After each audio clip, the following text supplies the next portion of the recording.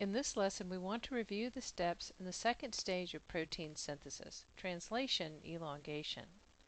As we review the 70S initiation complex below, we note that there are 3 potential binding sites for tRNA molecules on the large ribosomal subunit.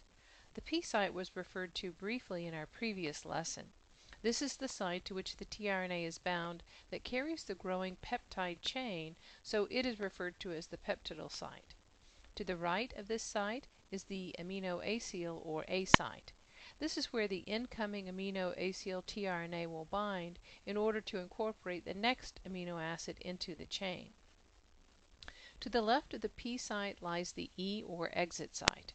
In the process of elongation, this is the site to which the uncharged tRNA is bound and ready to be released. Just as there were protein factors involved in the steps of chain initiation, so there are elongation factors, or EFs, involved in this stage of translation. These include EFTU, a temperature unstable protein, and EFTS, a temperature stable protein. First, EFTU binds to the charged tRNA along with GTP, as shown below. EFTU then delivers the tRNA to the A site, as shown on the lower right. As with the initiator tRNA, the anticodon of the tRNA base pairs in an antiparallel fashion to the codon of the mRNA.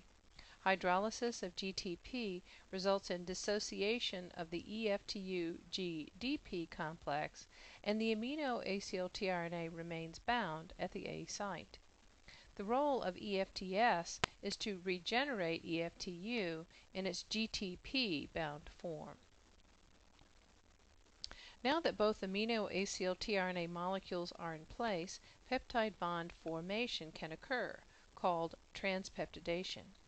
In the figure below, the amino group in the A site is perfectly positioned for nucleophilic attack on the carbonyl carbon in the P site, resulting in formation of the peptide bond.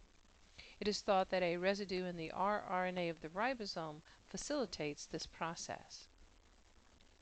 Now that the amino acids are linked, the ribosome must move to the next codon so that the next amino acid in the chain can be added. This is translocation and is the motion of the ribosome complex along the mRNA in the 5' to 3' direction.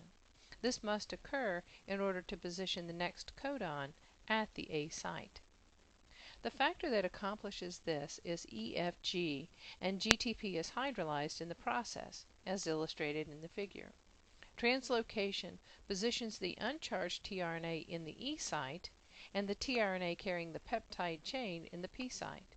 The uncharged tRNA is released from the E site, and the A site is free to receive the next aminoacyl tRNA. These steps are repeated in cycle as the ribosomal complex moves down the mRNA message.